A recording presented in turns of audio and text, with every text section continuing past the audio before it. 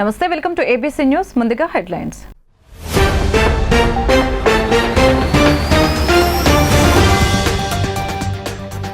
రాజధాని అమరావతిపై శ్వేతపత్రం విడుదల చేసిన ముఖ్యమంత్రి చంద్రబాబు నాయుడు. ఉద్యోగ ఉపాధి కోసం తాను అమరావతిని నిర్మించాలని చూస్తే జగన్ విధ్వంసం సృష్టించారని విమర్శ.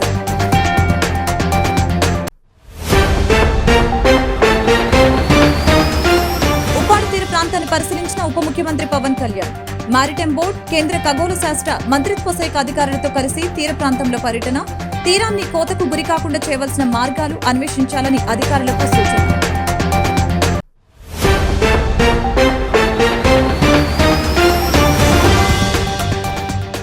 నగరంలోని ఓ ప్రైవేట్ ఆసుపత్రిలో వైద్యుల నిర్లక్ష్యం కారణంగా కవలలు మృతి.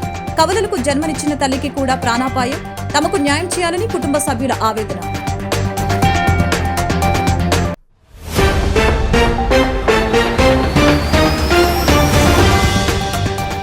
తాడేపల్లిలో సైకో భారత్ అరాచకాలు. కత్తితో వీరంగం సృష్టిస్తున్న సైకో భారత్ అడ్డొచ్చిన వాళ్లపై, మహిళలపై విచక్షణ రహితంగా దాడి.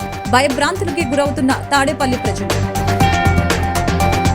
రాజధాని అమరావతిపై ఆంధ్రప్రదేశ్ ముఖ్యమంత్రి చంద్రబాబు నాయుడు బుధవారం శ్వేతపత్రం విడుదల చేశారు. ఉద్యోగ ఉపాధి కోసం తాను అమరావతిని నిర్మించాలని చూస్తే జగన్ విధ్వంసం సృష్టించారని విమర్శించారు. ఉద్యోగ ఉపాధి అవకాశాలు లేక విద్యార్థులు ఇక్కడి నుంచి వెళ్లిపోయారని ఆవేదన వ్యక్తం చేశారు. జగన్ ప్రభుత్వం చేసిన అరాచక పనుల కారణంగా వరల్డ్ క్లాస్ క్యాపిటల్ గా మారవలసిన అమరావతి ఇప్పుడు దెబ్బతిన్నదని తెలిపారు. అమరావతిలో అభివృద్ధి ఆగిపోయిందని అన్నారు. ప్రభుత్వం ఇవ్వదలుచుకున్న 7 వైట్ పేపర్స్లో ఆ సిరీస్లో ఇది రెండోది. ముఖ్యంగా అమరావతి. ఈరోజు చాలామంది అడుగుతూ ఉంటారు, వై అమరావతి అలోనని. విభజన జరిగింది. విభజన జరిగినాక అప్పట్లో 13 జిల్లాలు. 13 జిల్లాలను మీరు చూస్తే స్ట్రైట్గా ఏ పక్క గిర్ర గీసిన, ఈ పక్క మడకసిర లాస్ట్, ఈ పక్క ఇచ్చాపురం, ఇంకొక స్ట్రైట్గా కొద్దిగా ఇట్లా వస్తే కుప్పం. 550, 590, ఇక్కడ 594 కిలోమీటర్లు. ఎటు చూసినా సమదూరం ఉండే ఏకైక ప్రాంతం అమరావతి. ఇవన్నీ ఆలోచించిన తర్వాత ఏ విధంగా కట్టగలుగుతామని అనేక సార్లు ఆలోచించినప్పుడు దీన్ని అంత మునుపుండే హైదరాబాద్ నాకు ఒక అనుభవం ఉంది. నేను వచ్చిన తర్వాత సైబరాబాద్ నగరం. సైబరాబాద్ అందరూ అన్నారు, ఇదేంటండి ఈ పక్క తీసుకుపోతున్నారు, వాస్తుకి ఎక్కడ నార్త్ ఈస్ట్లో డెవలప్ అవుతుందని కూడా మాట్లాడారు. నేను అన్నాను, నాకు ల్యాండ్ అక్కడే ఉంది, అక్కడే డెవలప్ అవుతుందని చెప్పి వెళ్ళాను.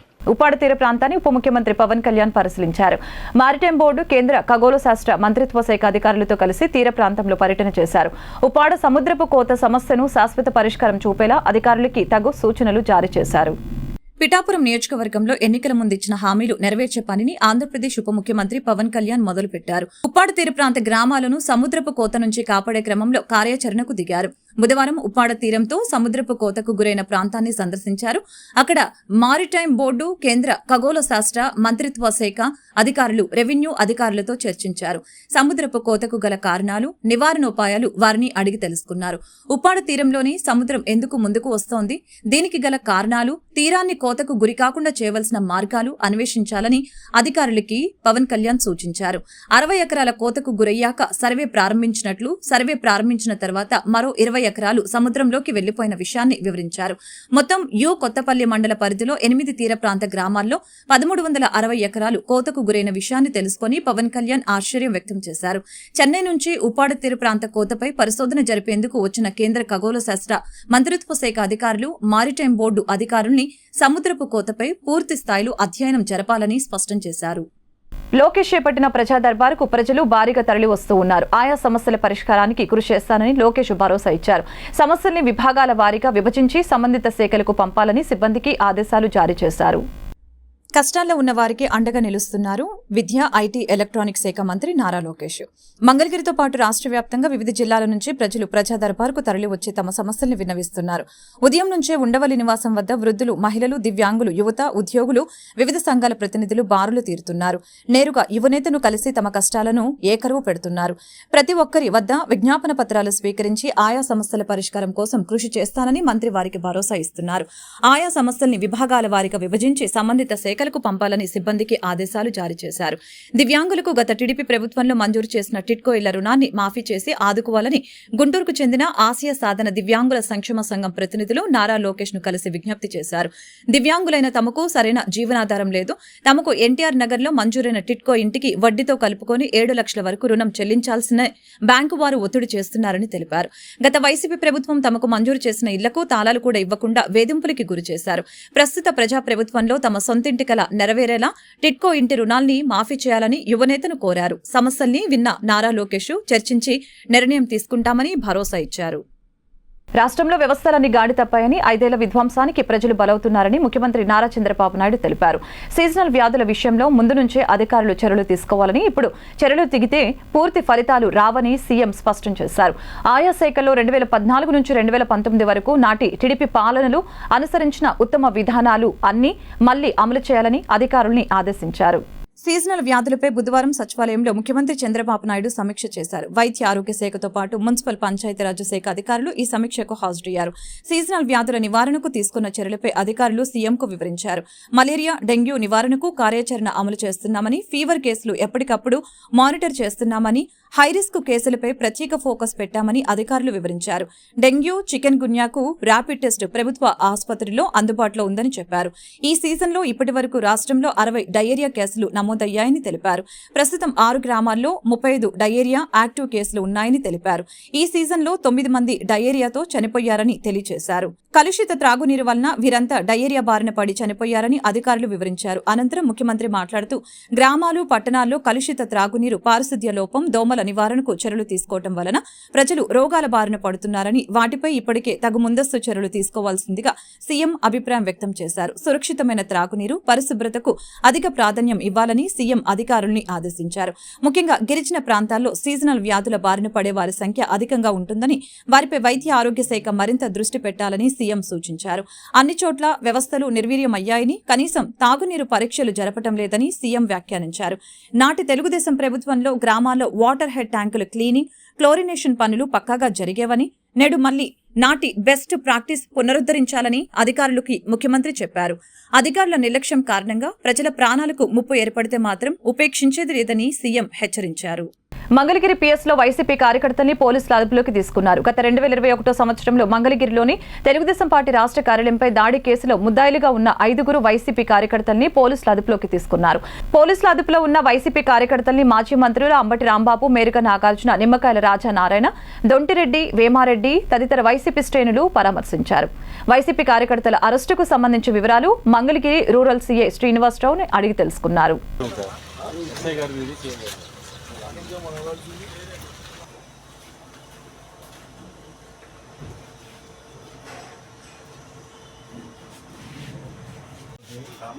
ఎంతమంది ఉన్నారు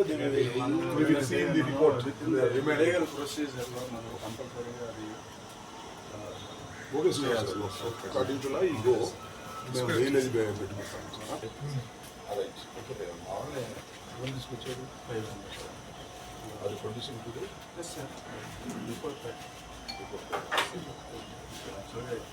ఎవరికి ఇల్లీగల్గా మనం ట్రీట్ చేసే పని లేదు, అబ్యూజ్ చేసే పని లేదు. 100 వాళ్ళు చేసిన అఫెన్స్కి 100%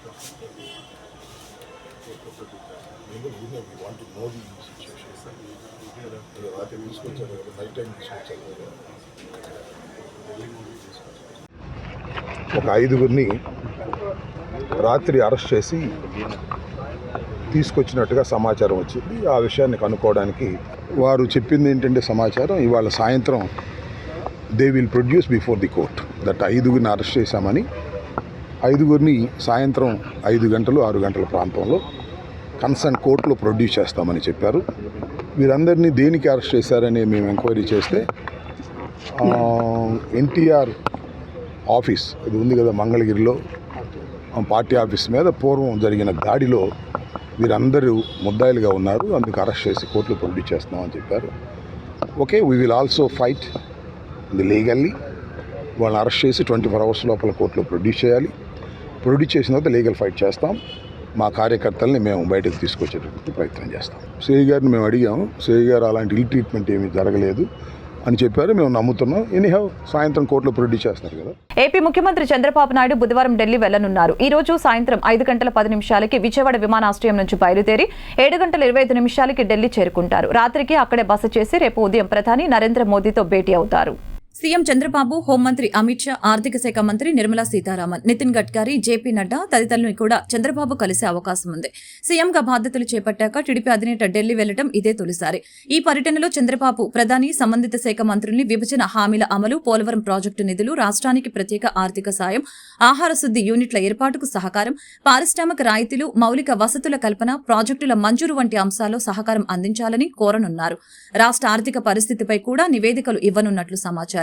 ఇక కేంద్రం త్వరలో ప్రవేశపెట్టనున్న బడ్జెట్లో ఏపీకి మేలు జరిగేలా కేటాయింపులు జరపాలని కోరుతున్నట్లు తెలుస్తోంది.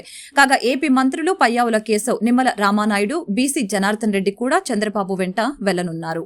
పాతగుంటూరు నందివెలుగు రోడ్లోని రాజీవ్ గృహకల్ప అపార్ట్మెంట్ వద్ద ఏరియా సమస్యలపై అధికారులు మరియు నాయకులతో కలిసి సందర్శించారు. నందివెలుగు రోడ్లో రాజీవ్ గృహకల్ప గృహాలను ఆయన పరిశీలించడం జరిగింది.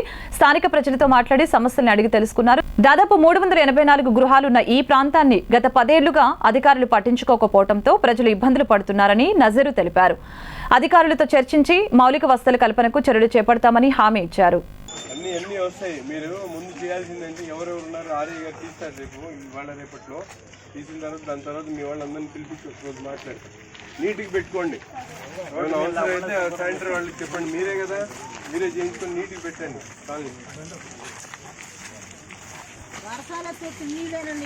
ఇప్పుడు ఇక్కడ ఎంతమంది హౌసింగ్ ఎవరెవరు ఉన్నారు, ఎన్ని సంవత్సరాల నుంచి ఉన్నారు, డీటెయిల్స్ తీసుకోండి. వాళ్ళ ఆధార్ కార్డు, పర్టికులర్గా ఫ్యామిలీ హెడ్ది ఆధార్ కార్డు తీసుకొని నాకు ఇవ్వండి. ఎన్ని ఇళ్ళు ఉన్నాయి, ఎన్ని లైన్లు ఉన్నాయి, ఎంతమంది ఉన్నారు, ఎన్ని సంవత్సరాల నుంచి ఉంటున్నారు.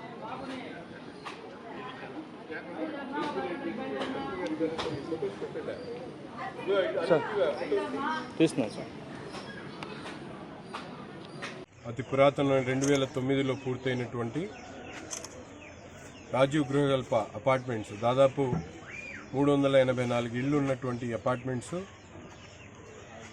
10 సంవత్సరాల నుంచి ఎక్కడ కూడా మెయింటెనెన్స్ లేక, ఎందుకంటే విధి విధానాల మీద పూర్తిగా కార్పొరేషన్ అధికారులకు కానీ అలాగే హౌసింగ్ అధికారులకు కానీ దీని మీద అవగాహన లేకపోవడంతో ఇక్కడ ఉన్నటువంటి ప్రజలు అనేక రకాలుగా ఇబ్బందులు పడుతున్నటువంటి పరిస్థితులు ఉన్నాయి. ముఖ్యంగా అండర్ గ్రౌండ్ డ్రైనేజ్ కోసం గతంలో తవ్వినటువంటి గోతులు అలాగే మిగిలిపోవడం, ఎలక్ట్రికల్ వాళ్ళు వాళ్ళకి అరేంజ్మెంట్స్ ఎవరు చేయాలనేది తెలియక వాళ్ళు కూడా వదిలేయడం, అలాగే శానిటేషన్ కానీ అన్ని రకాలుగా కూడా ప్రజలు ఇక్కడ నివసిస్తున్నటువంటి దాదాపు 1500 మంది ప్రతిరోజు కూడా అనేక రకాలుగా ఇబ్బందులు పడుతున్నటువంటి పరిస్థితున్నాయి. అలాగే పోలీసు వారు కూడా అప్రమత్తంగా ఉండకపోవడంతో రాత్రిపూట గంజాయి కానీ మందు తాగడం కానీ అలాగే మహిళల్ని వేధించడం కానీ అనేక రకాల సమస్యలు స్థానిక ప్రజలు నా దృష్టికి తేవడంతో ఇక్కడ పరిశీలించి అధికారులందరినీ అప్రమత్తం చేసి రాబోయేటువంటి ఒక 15 రోజుల్లో ఈ రాజీవ్ గృహ అపార్ట్మెంట్ సంబంధించినటువంటి పూర్తిగా అభివృద్ధి చేసేటువంటి ఆలోచనతో ప్రతి ఒక్క అధికారిని కూడా అప్రమత్తం చేస్తూ దీని మీద కార్యాచరణ సిద్ధం చేసుకొని ముఖ్యంగా ఇక్కడ ఉన్నటువంటి నివసిస్తున్నటువంటి వాళ్ళందరికీ కూడా నివేదిస్తా ఉన్నా, మీరందరూ కూడా ఎక్కడైతే ఎంక్రోచ్మెంట్స్ ఉన్నాయో మీ పరిధి దాటి ఒక్క అంగుళం కూడా మీరు ముందుకు రాకుండా సహకరిస్తే తప్పకుండా రాబోయేటువంటి 15-20 రోజుల్లో అధికారులందరూ కూడా తప్పకుండా ఈ కార్యక్రమాలన్నీ పూర్తి చేసి ఒక మంచి కాలనీని రూపొందించి మీకు అందించేటువంటి కార్యక్రమాన్ని చేస్తామని చెప్పి తెలియజేస్తూ అధికారులను కూడా మరింత దృష్టి పెట్టి ఈ కార్యక్రమం మీద పూర్తిగా విజయవంతం చేయాలని చెప్పి కోరుకుంటాం. గుంటూరు పశ్చిమ నియోజకవర్గంలోని 18వ డివిజన్లో ఎమ్మెల్యే గల్లా మాధవి పర్యటించారు. పలు లైన్లలో డ్రైనేజీ, రోడ్లు, శానిటేషన్, కరెంటు పోల్స్ ని పరిశీలించారు. స్వయంగా ద్విచక్ర వాహనాన్ని నడుపుతూ డివిజన్లోని ప్రధాన వీధులతో పాటు సందుల్లో పర్యటించి ప్రజా సమస్యల్ని అడిగి తెలుసుకున్నారు. ఈ సందర్భంగా ఎమ్మెల్యే గల్లా మాధవి మాట్లాడారు. రోడ్ల నిర్మాణానికి టెండర్లు అనుమతి పొంది పనులు చేపట్టిన వాటిని తక్షణమే ప్రారంభించాలని మున్సిపల్ అధికారుల్ని ఎమ్మెల్యే మాధవి ఆదేశించారు. 8 డివిజన్లో ప్రధానంగా తనకు డ్రైనేజీ, వీధి దీపాలు, మంచినీటి పైప్ లైన్ల లీకులు, రోడ్లు వంటి ప్రజా సమస్యలు తన దృష్టికి వచ్చాయని తెలిపారు.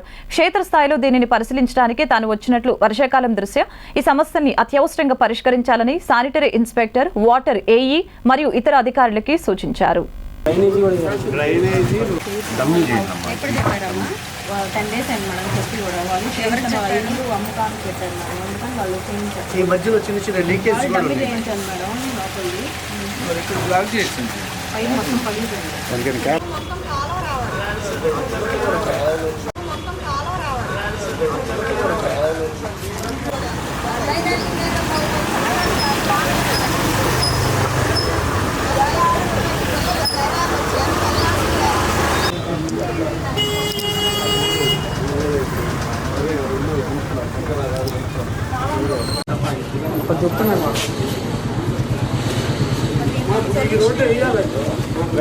సీజనల్ వ్యాధుల పట్ల అప్రమత్తంగా ఉండి రోగులకు మెరుగైన వైద్యం అందించాలని వైద్య ఆరోగ్య శాఖ అధికారుల్ని కలెక్టర్ నాగలక్ష్మి ఆదేశించారు. చేబ్రోలులోని ప్రాథమిక ఆరోగ్య కేంద్రంలో నాగలక్ష్మి ఆకస్మిక తనిఖీలు చేశారు. అక్కడ రోగుల్ని అందుతున్న వైద్యం గురించి, వైద్య ల్యాబ్ పరీక్షల్ని, హాస్పిటల్ శుభ్రతను పరిశీలించారు. వర్షాకాలంలో పలు రకాల వైరస్ల వలన మనకు జలుబు, దగ్గు, ఫ్లూ, జ్వరాలు వస్తాయి. కాబట్టి మనం చుట్టూ ఉండే పరిసరాలని శుభ్రంగా ఉంచుకోవాలని తెలిపారు. ముఖ్యంగా వర్షానికి తడవకుండా ఉండాలి. దుమ్ము, ధూళి ఉండే ప్రదేశాల్లో ఉన్నప్పుడు తగిన జాగ్రత్తలు తీసుకోవాలి. ముక్కు, నోటికి అడ్డంగా మాస్క్ ధరించడం మంచిది. అదేవిధంగా జనాల్లో ఉన్నప్పుడు కూడా మాస్క్ ధరించాలి. లేకపోతే దగ్గు, తుమ్మటం ద్వారా వైరస్ కారకాలు ఒకరి నుంచి మరొకరికి వ్యాపిస్తాయని తెలిపారు. తగిన జాగ్రత్తలు తీసుకోవాలని అన్నారు. డిఎంహెచ్ఓ విజయలక్ష్మి, అధికారులు తదితరులు పాల్గొన్నారు. విజిట్ చేయడం జరిగింది. డాక్టర్స్ కానీ స్టాఫ్ కానీ అటెండెన్స్ ఉన్నారు. ఇక్కడ కొంతమంది పేషెంట్స్తో కూడా మాట్లాడడం జరిగింది. మేజర్గా మనకి హాస్పిటల్లో సర్వీసెస్ సంబంధించి కానీ, క్లెన్లీనెస్ సంబంధించి కానీ, లేకపోతే మెడిసిన్స్, టెస్ట్ ఇలాంటి వాటి మీద ఎక్కడ కూడా మనకి నెగటివ్ ఫీడ్బ్యాక్ అనేది పేషెంట్స్ దగ్గర నుంచి రాలేదు. బట్ అబ్జర్వ్ చేసిన వరకు ఎంసీహెచ్ సర్వీసెస్లో ఇంకా కూడా కొంచెం ఫాలోఅప్ కేసెస్ పెంచడానికి, తర్వాత మనకి ఫీల్డ్ స్టాఫ్ ద్వారా ఏఎన్సీ విజిట్స్ కానీ, పోస్ట్ నేటల్ విజిట్స్ కానీ, తర్వాత ఇలా ఫర్దర్ అంటే మనకి ఇమ్యూనైజేషన్ రిలేటెడ్ ఫర్దర్ ఫాలోఅప్ ఇంకా కూడా చాలా స్ట్రిక్ట్గా చేయమని చెప్పి ఆదేశాలు ఇవ్వడం జరిగింది. అదే కాకుండా వాళ్ళకి ఇంకా కూడా ఇప్పుడు మనకి వర్షాకాలం స్టార్ట్ అయింది కాబట్టి ఈ సీజనల్ డిసీజెస్, వర్షంతో వచ్చే వైరల్ ఫీవర్స్ కానీ, వర్షాల వల్ల ఎక్కడైనా వాటర్ స్టాగ్నేషన్ వస్తే వచ్చే డెంగ్యూ కేసెస్ కానీ, లేకపోతే మనకి ఇప్పుడు కొత్తగా వాటర్ కంటామినేషన్ ఇష్యూస్ వల్ల వచ్చే డయేరియా కేసెస్ కానీ, అన్నిటి మీద కూడా ప్రాపర్గా ఫోకస్ చేసి ప్యాటర్న్స్ ఏమన్నా ఉంటే ముందే ఐడెంటిఫై చేసి ముందస్తుగానే పిహెచ్సి లెవెల్ నుంచి ఫీల్డ్ స్టాఫ్ యూజ్ చేసుకొని ఇమ్మీడియట్గా అరికట్టాలనేది మనం అందరికీ కూడా ఆదేశాలు ఇవ్వడం జరిగింది.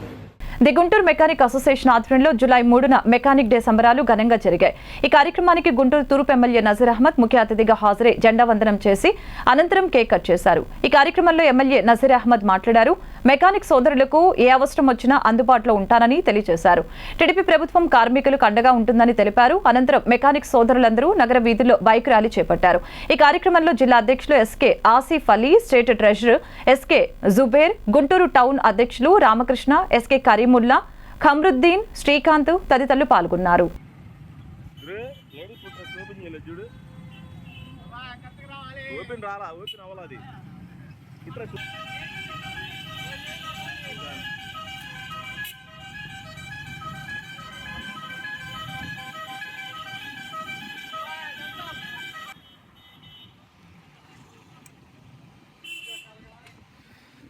రోడ్డు మీద ఆపేద్దాం, ఆడ దిగుదాం. ఒక మంచి వాతావరణంలో మీరందరూ కూడా అసోసియేషన్ నడుపుకుంటున్నట్టు మరొకసారి ఫ్రెండ్స్, ఫ్యామిలీలు వీళ్ళందరూ కలిపి దాదాపు 2,000 మంది గుంటూరు నగరంలో నాకు కానీ మా పార్టీకి కానీ చాలా అవసరం ఉన్నటువంటి వ్యక్తులుగా మీ అందరూ కూడా ఎటువంటి సమస్యలు వచ్చినా ఇవే కాకుండా అసోసియేషన్ తరఫున కాకుండా జనరల్గా కూడా మీ అసోసియేషన్ వ్యక్తులు ఎవరైతే ఉన్నారో వాళ్ళని తీసుకొని ఎవరు వచ్చినా కూడా మీ అందరూ కూడా ఏ విషయం వచ్చినా పనిచేయడానికి నేను సిద్ధంగా ఉన్నాను. గతంలో కూడా మనకు అనేక సార్లు మాట్లాడుకున్నాం. మీరు మాట్లాడుకున్న దాన్ని బట్టి కొన్ని 2-3 నెలల తర్వాత ఈ ఫైల్ ఒకటి పుటప్ చేసి దానికి కావాల్సినటువంటి ఆఫీసర్స్తో మాట్లాడి దీనికి పర్మిషన్స్ కానీ మీరు రాబోయే రోజుల్లో మీకు ఎటువంటి ఇబ్బంది లేకుండా ఇది పూర్తిగా అసోసియేషన్కి వచ్చినటువంటి విధంగా మేమందరం కూడా ఒక ప్లాన్ ఆఫ్ యాక్షన్ పెట్టుకొని ముందుకెళ్దాం. తప్పకుండా మీ అసోసియేషన్ స్థలం దక్కేటువంటి విధంగా నా వంతు ప్రయత్నం పూర్తిగా చేస్తాను.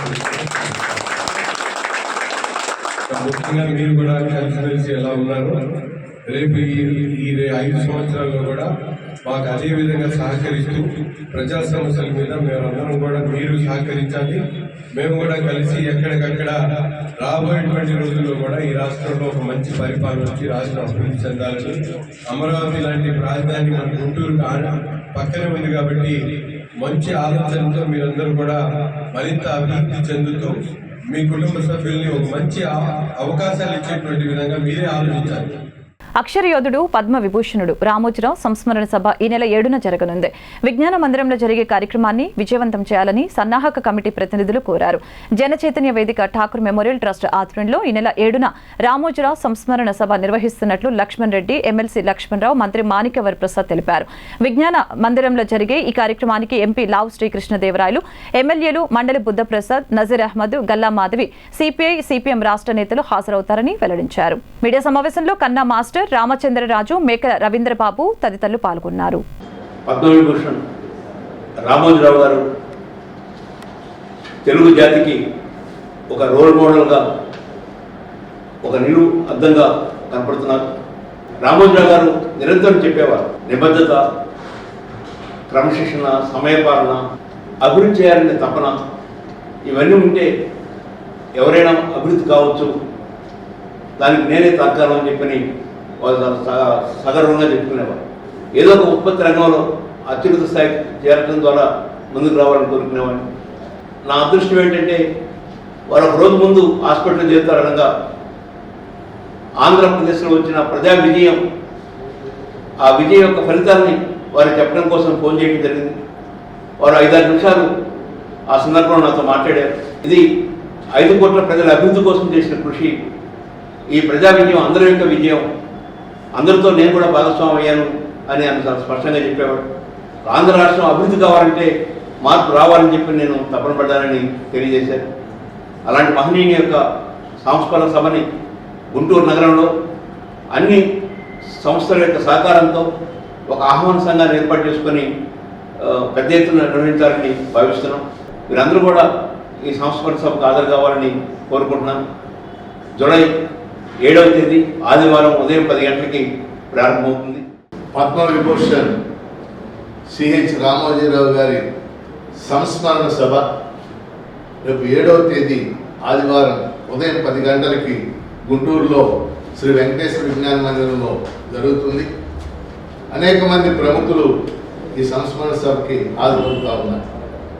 ఒక చిన్న గ్రామీణ ప్రాంతం కృష్ణా జిల్లాలో పెదపాలపూడి అనేది ఒక చిన్న కుగ్రామం. ఒక గ్రామం నుంచి వచ్చినటువంటి వ్యక్తి మరి తెలుగు సమాజాన్ని అనేక రంగాల్లో ప్రభావితం చేశారు. ముఖ్యంగా పత్రికా రంగంలో మనందరికీ తెలుసు, ఈనాడు దినపత్రిక ఒక సంచలనాన్ని, ఒక పెను మార్పుని సృష్టించింది. ఈ విధంగా అనేక రంగాల్లో తనదైన ముద్ర వేసినటువంటి రామోజీరావు గారి సంస్మరణ సభ మన నగరానికి సంబంధించి పెద్ద స్థాయిలో మన గుంటూరు జిల్లా, గుంటూరు నగరంలో జరపాలని భావించడం జరిగింది. అందువల్ల మరి గుంటూరు నగరానికి, గుంటూరు జిల్లాకు చెందినటువంటి ప్రజలు, ప్రముఖులు, మేధావులు అందరూ కూడా ఈ సంస్మరణ సభకు హాజరై విజయవంతం చేయాలని చెప్పేసి ఆహ్వాన సంఘం తరఫున మేమందరం కూడా కోరుతాం. ఈనాడు పత్రిక వ్యవస్థాపకులు, ఎడిటర్ పద్మభూషణ్ రామోజీరావు గారి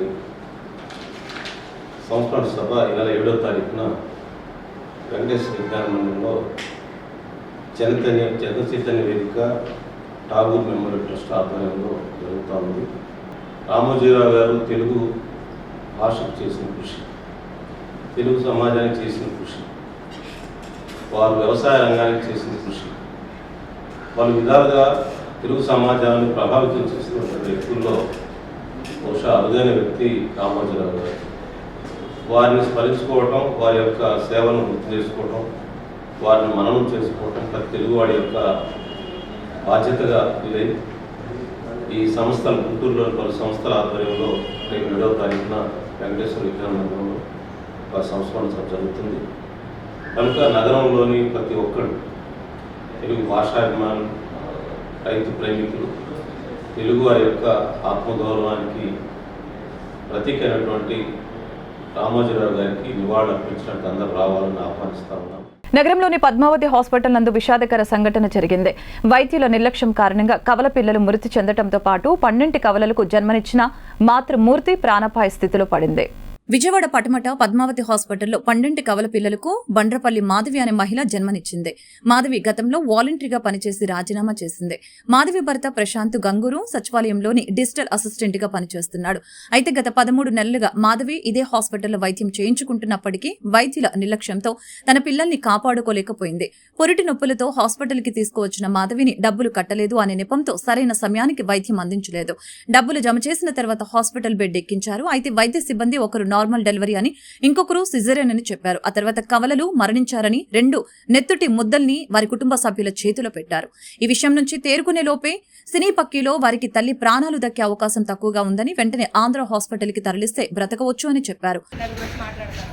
మేడం మీరు మాట్లాడతారు, ఆ మేడం ఏ చెప్తే మీరు మాట్లాడుకుంటారు, మాట్లాడినా కిందకు వచ్చి మీ వాళ్ళతో డిస్కస్ చేసుకుంటారు. మళ్ళీ మేడం చెప్పి మేడం వస్తారు.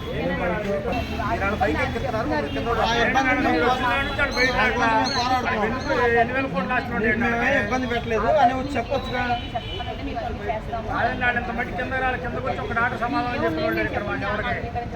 మేమేం అడగట్లేదండి, మా చెల్లికి న్యాయం చేయమని అడుగుతున్నాం. మా పిల్లలకు కూడా న్యాయం చేసినట్టు మాకు ఇవ్వద్దు. మా చెల్లికి మాత్రం న్యాయం చేసి బయటికి తీసుకురామని కోరుకుంటున్నాం.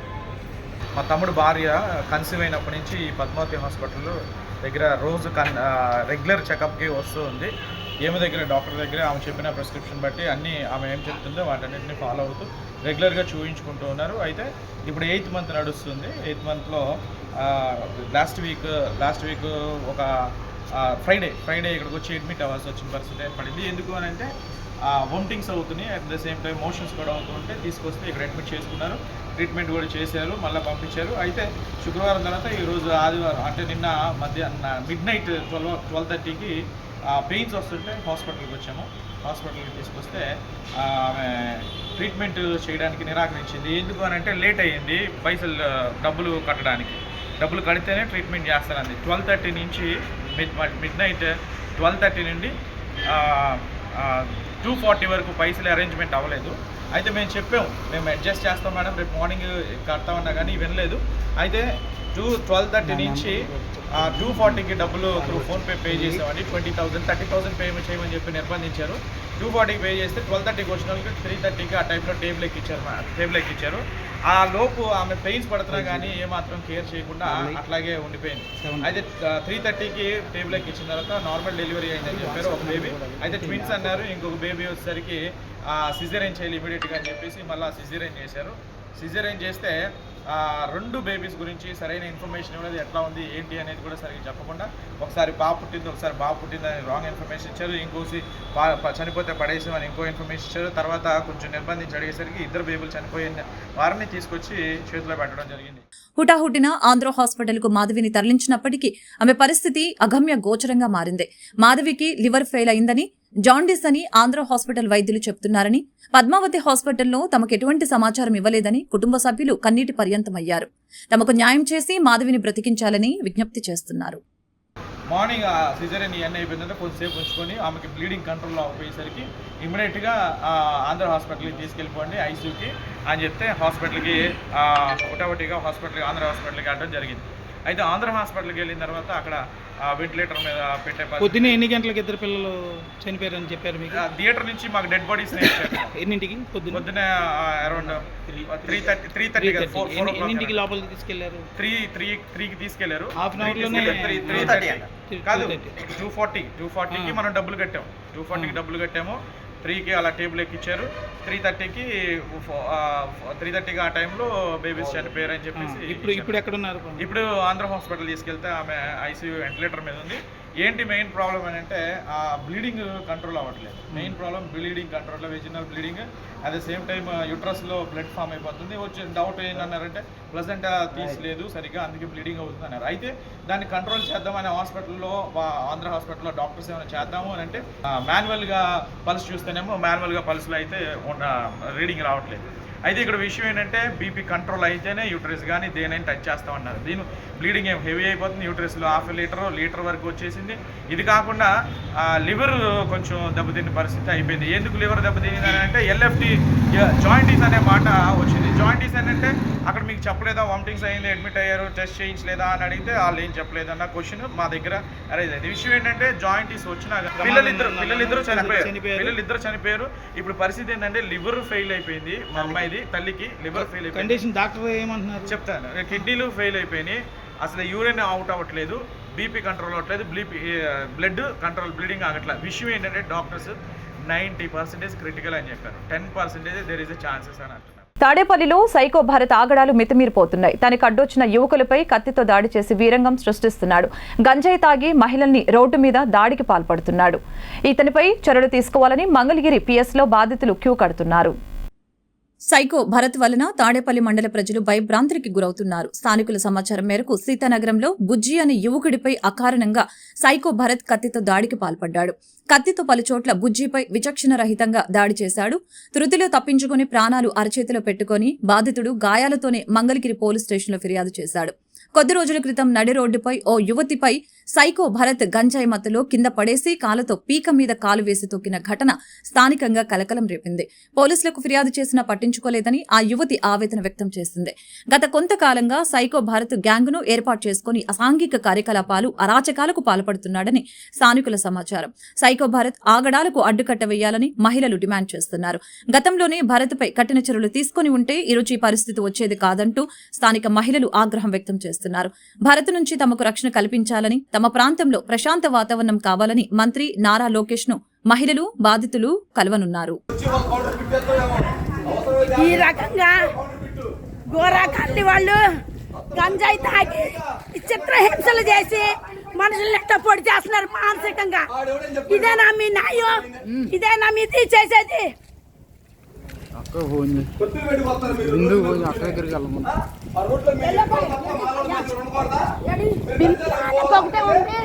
బిందు గంట ఫోన్ చేయి, నా ఫోన్ చేయాలని సంజయ్ చేయమను. సంజయ్ లేదు, లేదమ్మా.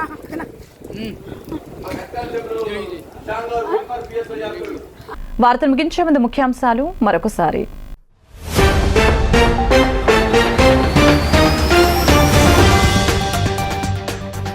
రాజధాని అమరావతిపై శ్వేతపత్రం విడుదల చేసిన ముఖ్యమంత్రి చంద్రబాబు నాయుడు. ఉద్యోగ, ఉపాధి కోసం తాను అమరావతిని నిర్మించాలని చూస్తే జగన్ విధ్వంసం సృష్టించారని విమర్శ.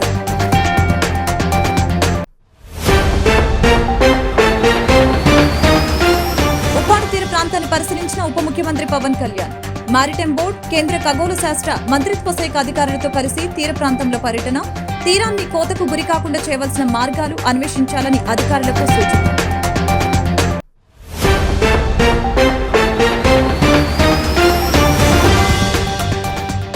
నగరంలోని ఓ ప్రైవేట్ ఆసుపత్రిలో వైద్యుల నిర్లక్ష్యం కారణంగా కవలలు మృతి. కవలలకు జన్మనిచ్చిన తల్లికి కూడా ప్రాణాపాయం. తమకు న్యాయం చేయాలని కుటుంబ సభ్యుల ఆవేదన.